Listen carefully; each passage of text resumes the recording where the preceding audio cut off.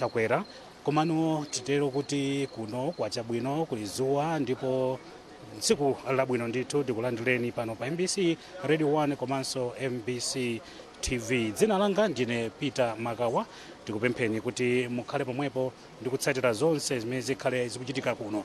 Nditatero ndithu kuti kunotu ndi chigayo cha chakudya cha nsomba kuno kwa Luwinga, ndipo pano ndi mmodzi mwa anthu amene akhale akulongosolera alendo pano za malo amene wakoma koyamba timafuna tikuziweni bwana dzina langa. Tathokoza kwambiri. Ine dzina langa ndi Sylvester Jambo.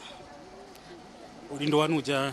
Kuno ndimagwira ntchito ngati Fisheries Research Officer ku Mzuzu Aquaculture Center. Chabwino timafuna tidziwe zambiri za malo ano Mzuzu Fish Feed Mill.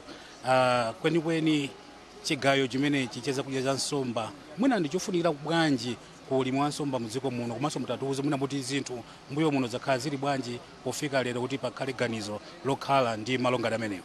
Zikomo kwambiri. Mwachidule tinene kuti tsiku lino ndi tsiku lopambana kwambiri makamaka ku department ya fisheries komanso alimi a nsomba mdziko lino la Malawi.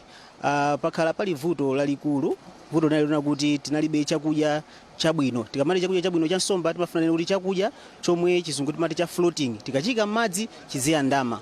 Mwachidule nsomba zathu zachambo mwachilengedwe chake zimadya chokha chomwe chikupanga float m'madzi chomwe chikuyandama. Chinthu chomwe chapanga sink chagwera pansi ndi mulomo wawo mpovuta kuti akadye chakudya chija. So pamenera kuti tiziyapangira chakudya chomwe chizitha kuti chiziyandama. Nde chigayo ichi chomwe tachipeza kudzera ku project ya Sifadi chikutithandiza kuna kuti tikwanitsa kupanga chakudya chimenecho chomwe chizitha kupanga float. Ndokuti alimi athu akhala kupindula chifukwa anthu ankati nsomba sizimakula koma nkhani yake imakhala chakudya chimene amaponya chija chikangoli chapita m'madzi nsomba sizingadye.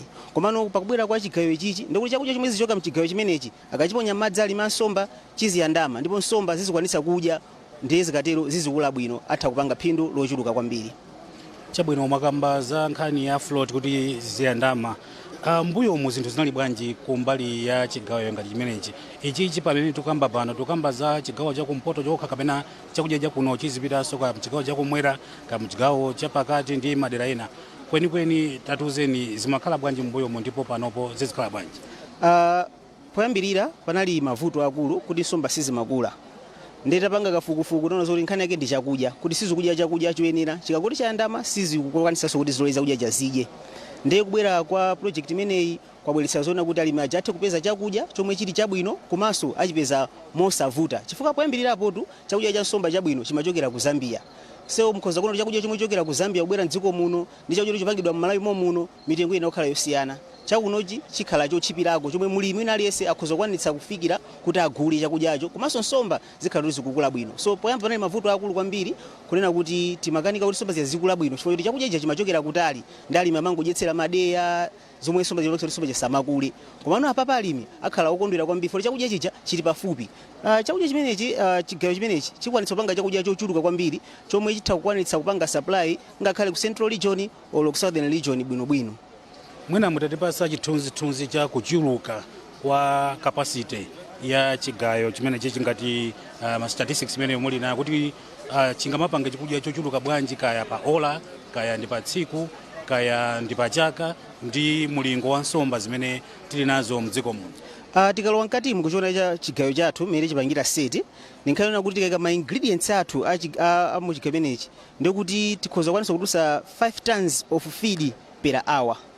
So because kuona kuti ndi chakudya ndi chigayo chizipanga chakudya chochuluka kwambiri 5 tons per hour ndikuti pa tsiku ndi matanzi ochuluka omwe tikhoza kwanisa kupanga supply dziko lonse kwa alimi anthu onse kuminali. Tatuzeni kuti ulimi wa nsomba mu chigawo chino cha kumpoto poti ino yomwe li ku Mzuzu Aquaculture Center chithunzithunzi tatuzeni kuti ulimi ukuyenda bwanji padali pano? Ulimi wa nsomba ukuyenda bwino. Kubwera kwa project ya Sifadi kudzera ku African Development Bank kunabwera kuti kuzasolve mavuto awiri akuluakulu omwe amapangisa kuti nsomba isapite chitsogolo. Vuto loyamba linali kupezeka kumene timati quality fingerlings, mbewu ya nsomba inali yosowa. Kunzuzu kuno kumazizira anatithandiza kubweretsa ma greenhouse kumene tikutha kukwaniritsa kupanga produce ana nsomba throughout the year posatengera kutentha kwa chilengedwe. Komano kwa greenhouse ija ana kutulukamo ochuluka. Vuto lachiwiri inali ya kukhuzana ndi feed. Kuna kuti tinali ndi sinking feed yoti kaika madzi imagwera madzi nkukalowa simayandama. So kubwera kwa chigawo chimene chichi ndio kutanthauza kuti mavuto amene analipo aja atha, ndipo ulimi wa nsomba umene analipo yamba panopa kupita chitsogolo, ndipo ma statistics ama fish farmers ndio kuti akuchulukira fuati nawo ochuluka alimi nsomba. Poyamba ndakona ngati kuti muna ulimi nsomba ndo anthu okhaokha kuti muna ochepekedwa kapena kuti sikusana pene patali, koma ndikhoza kuwuzani kuti ma professor ma doctors nawo akulowaso mu fish farming, ndipo mu Mzuzu muno alipo ochuluka kwambiri.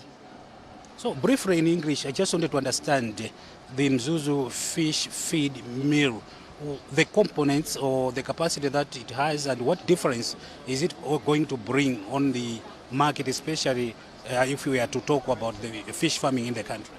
Actually, this is a great opportunity for us as Fisheries Department, receiving this gift from African Development Bank through the project of SIFAD, Sustainable Fisheries and Aquaculture Development. Initially, let's look at biologically fish. Looking at the fish can only feed on the kind of feed that is floating on water. So farmers, they used to have that sinking feed. As a result of that, there was no growth of fish and production was very, very low. But with the coming of this feed mill, we are going to produce more feed that is floating and at the same time accessible and cheap, because for the past years, the fish feed has been brought from Zambia. So it was so much expensive as compared to what we're going to produce here in Mzuzu.